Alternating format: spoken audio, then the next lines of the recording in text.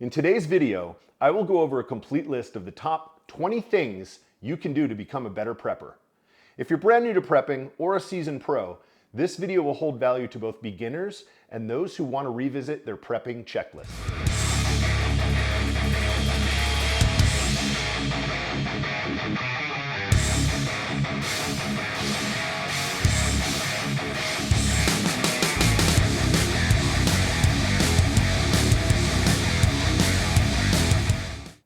What's up, preppers? I'm the Community Prepper. I want to thank you for tuning into my channel. I want to take a minute also to thank all of my subscribers. My channel is growing thanks to you. Also, if you are new here, please consider subscribing if you like information about prepping, product reviews, and other topics related to survival. So let's get right to it with the first topic. Number 1, food and water. If you are new to prepping, food and water should be your first focus. I recommend that you get 4 weeks of food and water stored in your home for an emergency situation. It's very common to see people panic buying food and water at the first sign of an emergency. Ever been to a grocery store before a hurricane or an oncoming blizzard? We can only go 3 days without fresh drinking water and about 3 weeks without food. If you are set on a month of food and water, I would encourage you to build that stockpile for 3 months, then 6 months, then a 1-year food supply.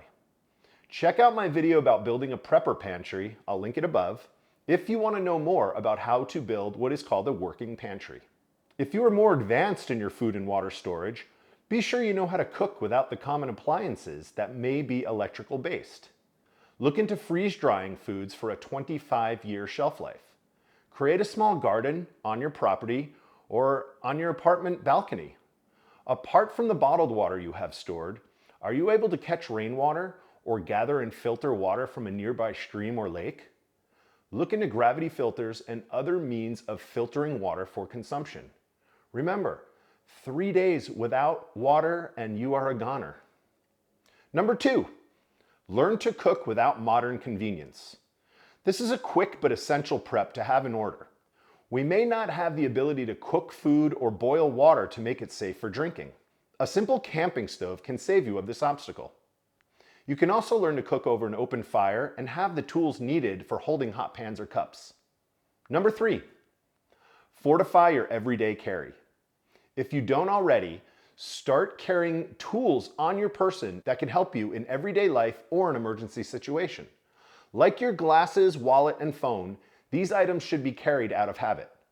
Think about tools you may need in the event of a power outage. Do you have a flashlight, a lighter? Do you have a written list of phone numbers in your wallet if you lose your cell phone?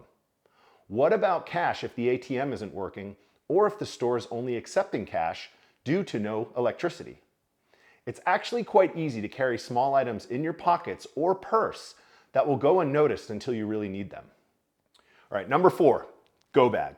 For those of you who don't know, a go bag is a pre-packed bag with 3 days worth of essentials that you can quickly grab if you need to leave your home in a hurry.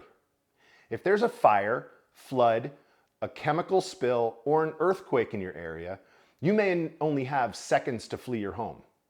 This bag should fit you comfortably and should only weigh about 1/4 of your total body weight. Some examples of what you should consider packing in a go bag are toiletries, emergency food like freeze-dried food, water or water filtration devices like a life straw. If you're on any medicine, have that put aside in your go bag. Also clothing, a fire starter, matches, lighter, emergency shelter like a tent or tarp. I can go on and on. If things are really bad, you may also need to defend yourself. Consider that as well. Building a go bag can get very overwhelming, so take some time to do research. If you have a bag already, I would suggest you pull it out, take it apart, and create a written inventory of everything you have. Also reevaluate the contents and see where you are lacking. Perhaps you can cull some of the supplies if weight is becoming a factor. Number 5, create an emergency plan for you and your family. Do you have a secondary location to meet your family if you cannot get home and communications are out? If a fire or a storm knocks out communications and your home is in the evacuation zone, how do you find your friends or your family? Create a plan with your family on where to meet in this circumstance.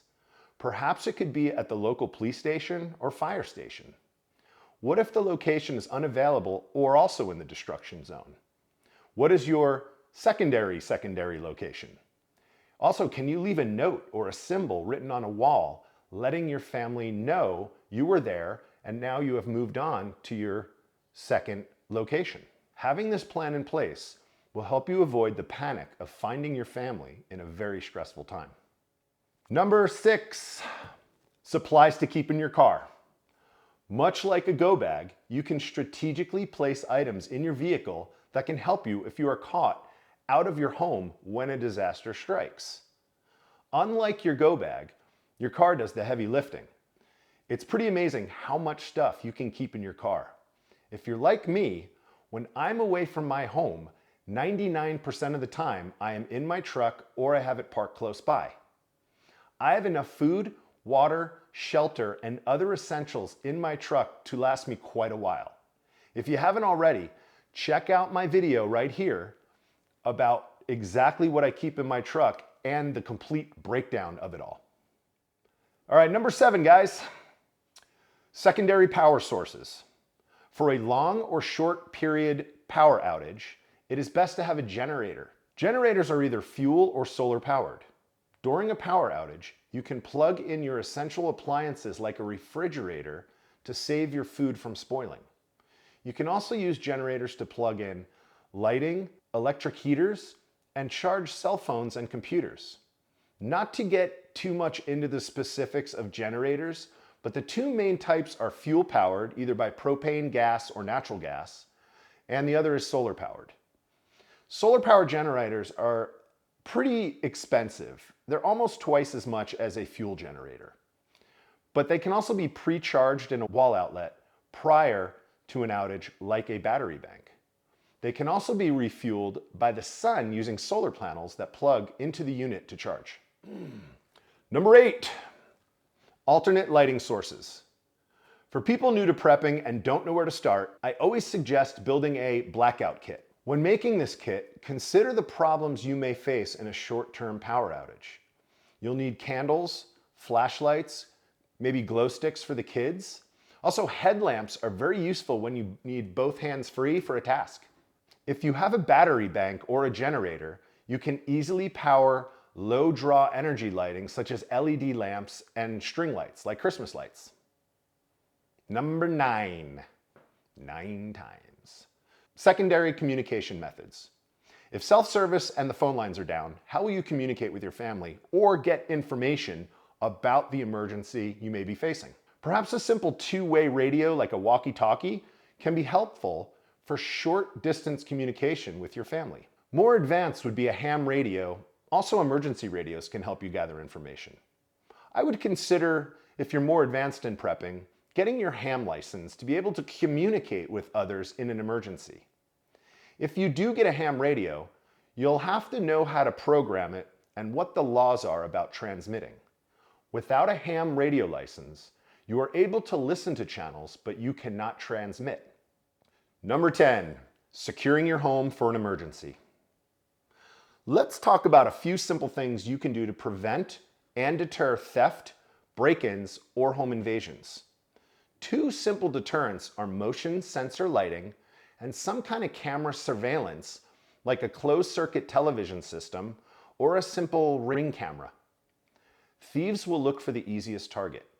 They'll tend to pass by the lit-up home or a home they can see cameras surveying the property on.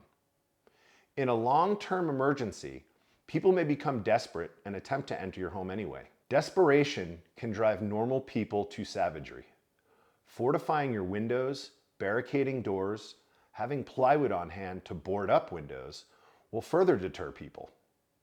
It will also give you more time to react in a situation where you hear someone starting to break in. This time will buy you options on how to handle the situation. Number 11, physical and mental health. Getting your physical health in check now will help you in an emergency situation. Get in shape. You may need to walk long distances or do manual labor or other activities that are otherwise dependent on the grid and electricity. Physical health is also getting that surgery, that tooth pulled, those new glasses. Stop putting things off that can be very simply fixed in normal times because those services might not exist after SHTF. Now, the best thing you can do for your mental health is to wargame or role play a disaster or emergency in your mind. Will you be mentally fit to not panic or freeze up if disaster strikes? I always like to use my flat tire scenario as an example. So, say you're driving down the freeway in the fast lane doing about 70 miles an hour. All of a sudden, you hear a pop and your car jerks to the side. Many of us would be caught completely off guard and may even panic. Now let's role play that entire situation in your mind. Here we go. You get a blowout. The first thing you want to do is remain calm and prepare to get over to the right shoulder of the freeway. You check your mirrors. You signal you are getting over. Rubber may be flying off your rim at the time. Grinding sounds of metal on the asphalt may be happening. You may smell burning rubber, but you're keeping your hands firmly on the wheel and safely continuing to the right.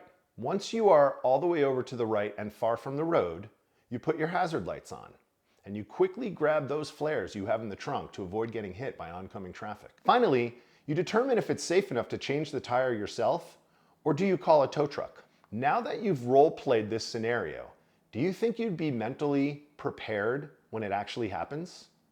What other things can you role-play to be better prepared? Perhaps you're in a bank and a robber comes in. An active shooter, maybe at the mall. Someone choking in a restaurant.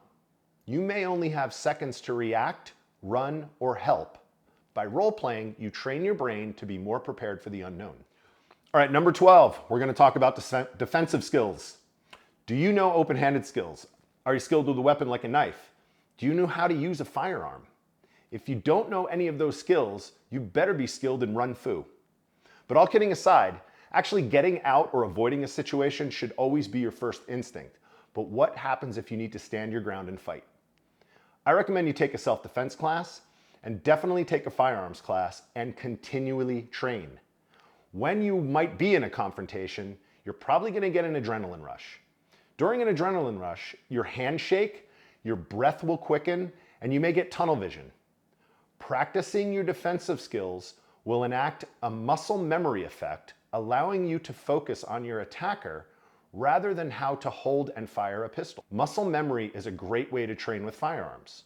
I like to equate it to a situation where you just got a frantic phone call that a loved one is in the emergency room. You wouldn't have to think about quickly getting in your car, putting on your seatbelt, putting the key in, starting the car, putting it in drive, and signaling to get on the road. It's all muscle memory, and it allows you to focus on the problem at hand. Using open-handed skills or a firearm should be that same type of muscle memory. Number 13, lucky 13, situational awareness. Your best defense against a threat is observing your surroundings and being able to spot a threat before it happens.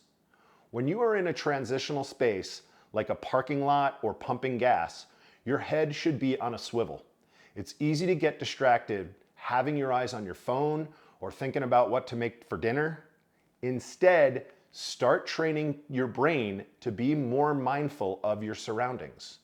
Again, role play what could happen when you go to the ATM machine for cash. Where would the bad guy be hiding? What would you do if approached? What if someone demanded your keys while pumping gas? Having a plan before something happens will put you in better odds of coming out on top. In almost every situation, we are on the reactive. We usually don't have the luxury of being warned when bad stuff is coming our way. By having a plan before it happens, or by avoiding it completely, we stack the odds in our favor. Number 14, create a mutual assistance group or MAG group. Community prepper is just that. I don't subscribe to the lone wolf theory of survival. You may be able to do it alone for a bit, but in the end, you're going to need others to prosper. For any longer-term emergency, we'll need to rely on neighbors, friends, and other people we've established a prepping relationship with. In a MAG group, you should have people who know medicine, carpentry, or hunting and fishing skills. A group of people with diverse skills will help the group thrive in an emergency. MAG groups can take time to establish. Maybe start with a neighbor or two. I wouldn't divulge too much information off the bat because you don't want to blow your cover as a prepper. Once trust is established, grow your relationships with neighbors who you can depend on in bad times. Okay, we're in the final 5 preps you can do to become a better prepper. The final 5 will go pretty fast, I promise, but if you've made it this far with me, please stick with me until the end. Also, if you have found any of this information valuable so far, give me a thumbs up. Number 15 is what I like to call University of YouTube. Regardless if you're new to prepping or an old salt, YouTube is a great way to learn. Information we would have paid for 20 years ago is now free at the click of a button. I encourage you to set apart a few minutes each day to learn a new skill. Make a list each week of something you want to learn. There are hundreds of videos out there about suturing a wound, purifying water, tying a tourniquet, maybe foraging for food in your area, or how to grow a garden and tie knots. The best thing about knowledge is that it is weightless and you can carry it with you everywhere you go. Number 16, reevaluate your preps. There is no perfect prep for most situations. Reevaluate what skills you have, gear you own, and most of all, your shortcomings. If the SHTF next week, what would you have wished you did this week to better your odds? Number 17, a prep with every shopping trip. From now on, make it a habit to purchase at least one item upon every visit to the store, especially grocery stores and hardware stores. You can get something small like a food item, a lighter, a sewing cut, maybe another box of ammo. For the big ticket items, you can consider a food saver system or a freeze dryer. How about a gas mask or a solar generator? Try to create a prepping budget for each month. It's easy to go crazy and broke buying gear for prepping. It is taking me years of prepping to get to the level I am at today. And things were bought by saving and sacrifice. Also guys, side note, read Dave Ramsey's book titled The Total Money Makeover. It completely changed my spending and saving habits. Number 18, learn your damn gear. When it comes time to use your gear in emergency, you better know how to use it. Most likely you will be stressed and will not have the time to read directions. I have a rule about new gear. As soon as I get home from buying it, I take it out, I read the directions, I put it together, and I use it. Many people have all the gear in the world and no idea how to use it when that time comes. Don't be this person. Number 19, get out and go camping. Camping is the best way to learn to live without modern conveniences. Sleep in a tent, cook food over a fire, use the forest for your bathroom and the stream for your shower. Practice your bushcraft skills, tie your knots, purify your water, and be a little bit uncomfortable. Finally, number 20, don't stress. I understand it's easiest for us preppers to worry about everything, especially in these very uncertain times. There seems to be a huge concern around every corner in every part of the planet. Start to concern yourselves with only the things you have control over. We have zero control over inflation, natural disasters, civil unrest, and hundreds of other situations on this mudball shooting through space. You only have the choice to prepare for them. We might experience only one cataclysmic event in our lives, but most of what can happen to us will be much lower on the threat scale. Worrying about a nuclear bomb in your city or invaders from Mars will only deplete your mental energy. Because in the end, there's nothing much most of us can do to prevent nuclear war and space invaders. Some things are just unpreparable for. In those extreme cases, you may want to get right with your Creator and prepare for an afterlife. All right, thanks for sticking with me until the end of this video. I want to thank you all again for watching. These videos take a lot of time to research, write out, film, and edit. I do it all by myself and I truly appreciate your support. Until next time, refuse to be a victim.